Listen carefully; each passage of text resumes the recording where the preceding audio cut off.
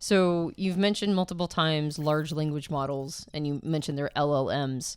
And you explained to me before ChatGPT, which is this is the new technology on the scene, right? Like this is the one that everybody's talking about right now. And I even saw tweets of people who were like, it was irresponsible for a company to unleash this on the world, and it's gonna create havoc.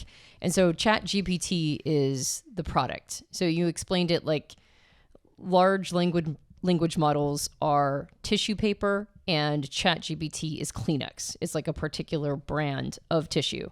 Yeah. And OpenAI, which you've mentioned a couple of times, is like the company that owns ChatGPT. I don't know if Johnson & Johnson owns Kleenex, but it would be like, let's pretend they do. It would be like Johnson & Johnson has a brand of tissue called Kleenex. OpenAI has a brand of large language model called ChatGPT. Yeah. Okay. So I just wanted to establish all of that because we've kind of thrown these names out. And ChatGPT, if the person listening has not yet used it, it is an engagement, an interaction with AI, artificial intelligence, where you can effectively have a conversation with it like you're talking to a person. And you can make requests of it. Queries is what you called it. And you can make requests like, like how do I destroy an ISFJ? And you mentioned that woven into these are protections against that. Like we don't want it to be used in this way, right? Or like that's not really something that you should be asking, or however it said it, diplomatically or not.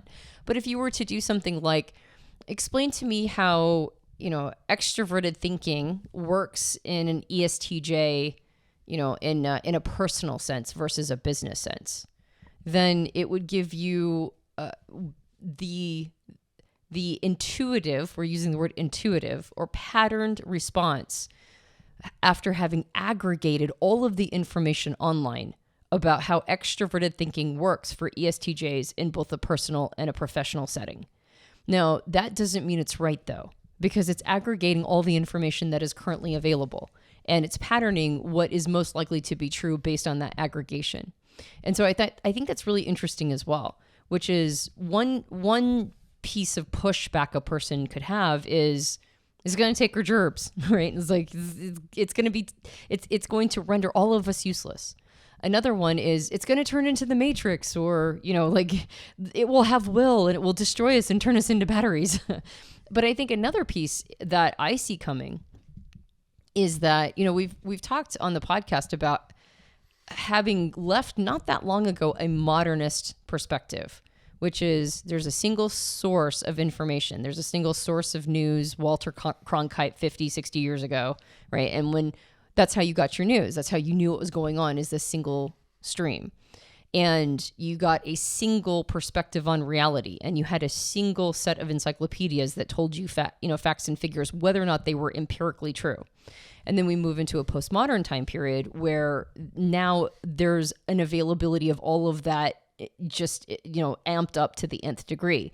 You have now access, or we all have access to every encyclopedia that has ever been transferred from print online, and we have all of these different worldviews, and we have all of these different news sources, and so people are waterlogged with all of these different perspectives. And one of the things I see potentially happening is very quickly getting to the other side of postmodernism into almost like, well, I think sometimes people call it transmodernism. I don't know what it really could be called, and I think that term's already been hijacked a bit. But it's like, well, why don't we just use AI as the final call on everything, right? Like if it's aggregating all of the information in the world, then wouldn't we just believe whatever it tells us? Wouldn't we ask it questions and it becomes our new modernist single voice? And we even saw that in a Twitter conversation. Joel made a comment about the difference how introverted intuition and introverted feeling experience.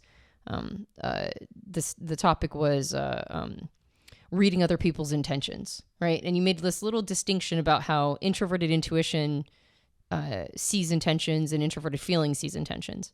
And what was interesting is that an argument broke out underneath about whether or not effectively Joel was right. Joel never reads any of the comments, so he just he just lets people have arguments all they want on his post, and he just moves on.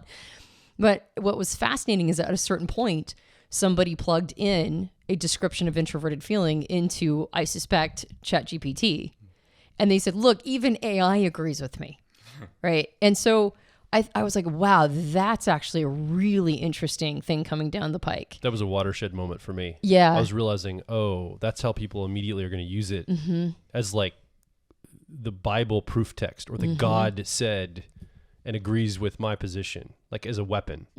Yeah. And that's an early use, but I could definitely see that being a use. Yeah. So when we're talking about having a friendly relationship with this technology, because at least at this time period, it doesn't appear that anybody's going to like algorithmically sort of insert will into it, you know, and desire and intention, or at this point, it doesn't appear as if it's going to be seeded with all of these like bad faith actors and that sort of thing. They're kind of trying to prevent that. We'll see how it all plays out, etc. But I do see the potential to, if we don't get real clear on our relationship with this technology, which you've basically said is going to change everybody's everything, which I agree. Like you and I had a conversation earlier. We're like, is this like the printing press? Is this like the internet? And it's like, no, this is like agriculture. Like this is like fundamentally altering how people live life.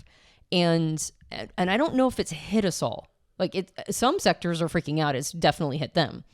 But not everybody's taking a tally of exactly how this is going to play out and what it's going to mean for them.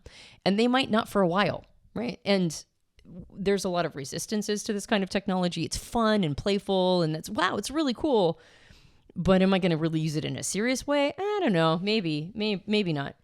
But I can see that one of the reasons why we might want to get a hold of our relationship to this technology is to not only make sure we're seeing it in not hostile terms, but we don't start worshiping it.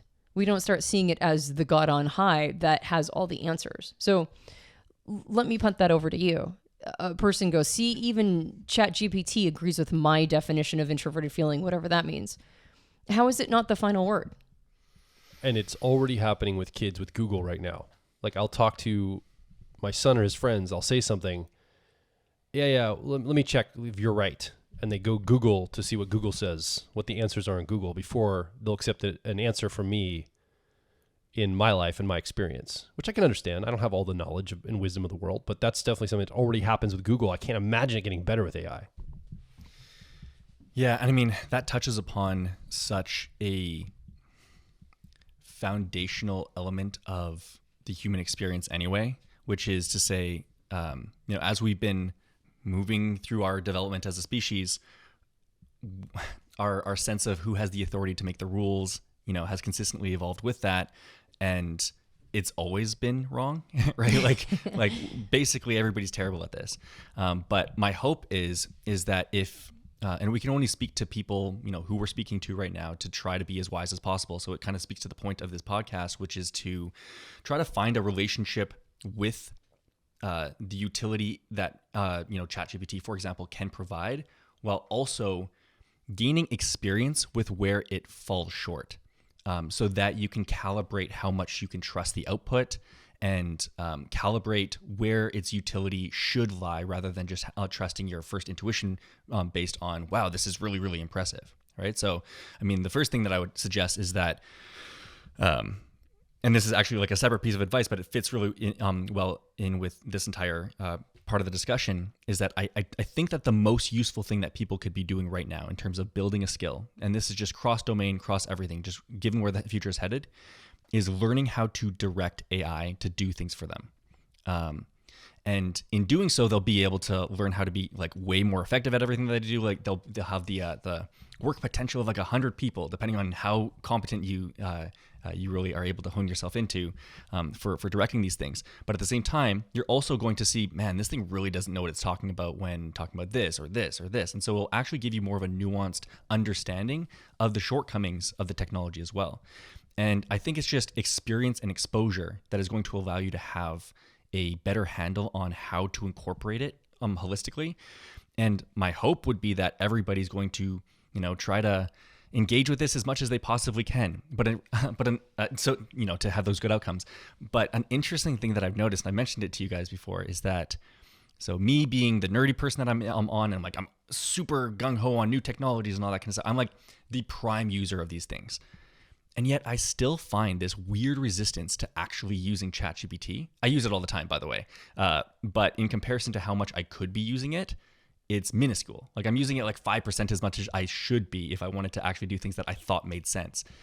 And I'm trying to figure out like, why am I doing that? Like, why am I not using it more?